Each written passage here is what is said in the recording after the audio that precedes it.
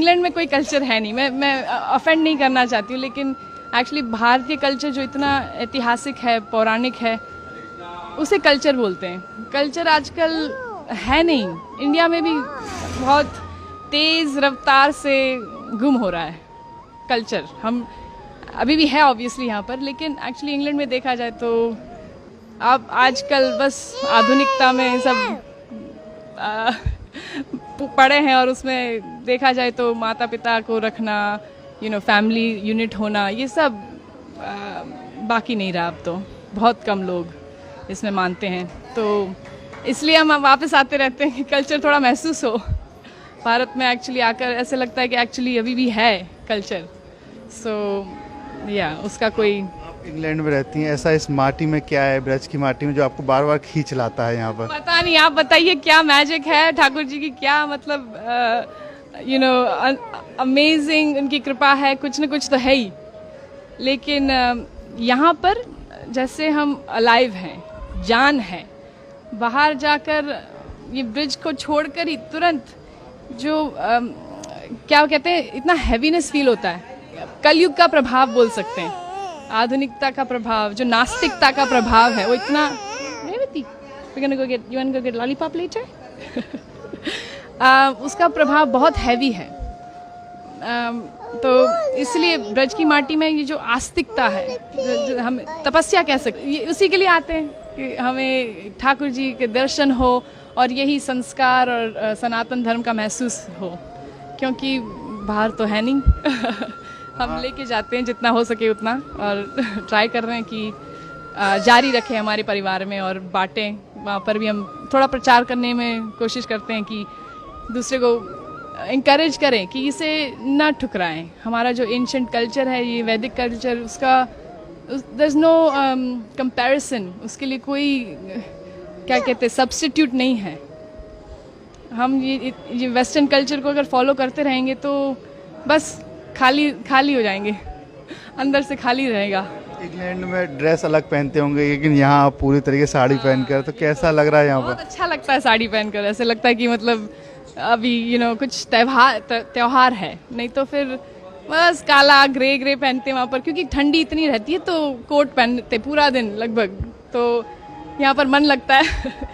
लेकिन वहाँ पर भी हम साड़ी पहनते हैं, और हमारा वैदिक कपड़े पहनते हैं, एक्चुअली साड़ी पहनते रहते हैं, और या स्कर्ट या ऐसे कुछ, जितना हो सके उतना। माथे पे आपने जो चंदन लगा रखा है, वहाँ भी लगाती हैं?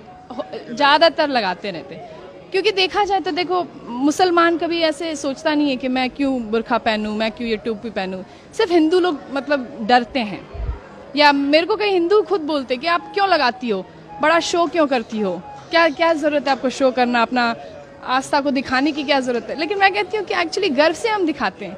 अगर कोई पुलिस ऑफिसर हो या कोई आर्मी वाला हो, तो वो गर्व से अपने सारे मेडल्स दिखाता है, क्यों, कि मैं आर्मी वाला हूँ। तो हम भगवान के हैं, ये उनका चिन्ह है, उनका मतलब हमने जो समर्पण किया है उनको, ये एक थोड़ा बस हम क्यों ना दिखाएं, गर्व से दिखाएंगे कि हम ठाकुर जी के हैं। उससे मतलब प्रोटेक्शन मिलता है ऑनेस्टली। मतलब ऐसे सिर्फ दिखावे के लिए नहीं है कि लगाया हुआ है, कि भगवान हमारे साथ है, वो तो है ही हमेशा। लेकिन थोड़ा जैसे हम सिंदूर लगाते हैं अपने पति के लिए, तो भगवान के लिए क्यों ना लगाए, और वो उससे इंटीमेसी लगती है भगवान के साथ, तो उस प्रोटेक्शन भी बहुत महसूस होता है कि नेगेटिवता मतलब जो नेगेटिव है वो एनर्जी थोड़ा दूर रहे। तो क्या करती हैं आप इंग्लैंड में, क्या काम करते हैं? मैं एक्चुअली पार्ट टाइम, मेरे चार बच्चे हैं, आज 2 है, 2 घर पे अभी, और तो पार्ट टाइम मैं संस्कृत पढ़ाती हूँ उन्हीं के स्कूल में। वहाँ पर एक कृष्णा अवंती करके लोकल स्कूल है इंग्लैंड में, और एक्चुअली सरकारी स्कूल है, सरकार पैसे देती है, लेकिन हिंदू फेथ स्कूल है, तो मोस्टली हिंदूज जाते हैं वहाँ पर। और संस्कृत, योगा, सब वेजिटेरियन खाना, 11 एकादशी का खाना होता है वहाँ पर, तो बच्चे लोग वहीं पढ़ते हैं, और मैं वहाँ पर संस्कृत पढ़ाती हूँ उनके प्राइमरी स्कूल में पार्ट टाइम। गीता भागवत भी आप पढ़ती होंगी? बिल्कुल बिल्कुल, जितना हो सके उतना। गीता पढ़ते हैं, Bhagwat Gita, Bhagwat Gita, you go to Bhagwat Gita classes every day? वहाँ पर जो इन लोग का ग्रुप किया हुआ है बच्चों का, और वो रोज भगवत गीता क्लासेस में जाता है। थोड़ा हिंदी कम समझता है तो मना कर रहा है। तो कोई आपको भजन या कोई याद है कुछ गा सके? भजन भजन तो आई मीन आज रामनवमी है तो रघुपति राघव रेवू you want to sing with me Rohan? Ramnavami है, श्री राम जी को याद करें। सॉरी हाँ you want to sing with me? Raghupati Raghav Raja Ram पतित पावन सीताराम। बोलो रघुपति राघव राजा राम पतित पावन सीताराम। जय हो। जय हो, हरे कृष्णा। देखिए बात करें इंग्लैंड की, वहाँ बड़ी बड़ी बिल्डिंग है, यहाँ पर सिर्फ धार्मिकता है, तो कुछ अलग लगता है। तो बड़ी बड़ी इमारतें हैं विदेश में, लेकिन उसका क्या फ़ायदा अगर दिल छोटा हो, मन में शांति ना हो, अंदर सुख ना हो, हृदय में मतलब प्रेम ना हो।